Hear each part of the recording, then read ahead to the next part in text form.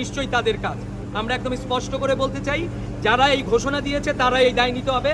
পাশাপাশি এই যে রাষ্ট্র গতকালকে থেকে হাদির মৃত্যুর সংবাদ পাওয়ার পর থেকে যেইভাবে সারা দেশে মব উস্কাচ্ছে, তারা ডেইলি স্টারে নিয়ে রক্ষা করতে পারে নাই, তারা প্রথম আলো রক্ষা করতে পারে নাই, তারা ছায়ানট রক্ষা করতে পারে নাই, এবং তারা জানে যে উদীচীর উপরে হামলা হবে, ঘোষণা আছে, তারপরেও তারা এইখানে কোনো রকম ব্যবস্থা নেয়নি। এই দায় অবশ্যই সরকারকে, এই ইউনূস সরকারকে নিতে হবে। ইউনূস সরকার আসলে একেবারেই ব্যর্থ একটা সরকার। এই যে স্বরাষ্ট্রমন্ত্রী নামে, স্বরাষ্ট্র উপদেষ্টা নামে যিনি রয়েছেন, যিনি যাকে প্রশ্ন করলে সে আলু পেঁয়াজের কথা বলে, এই অথর্ব স্বরাষ্ট্রমন্ত্রীর পদত্যাগ দাবি করছি, তাকে এই দায় নিতে হবে যে তাদের এই নীরবতাই এই হামলার কারণ। এবং যারা ঘোষণা দিয়েছে তারা এই দায় নিবে, এবং এই বর্তমান যে অন্তর্বর্তীকালীন সরকার তাদের এই দায় নিতে হবে। আচ্ছা, আপনার নাম? আমরা সকাল থেকে যোগাযোগ করছি, কেউ সহযোগিতা করেনি।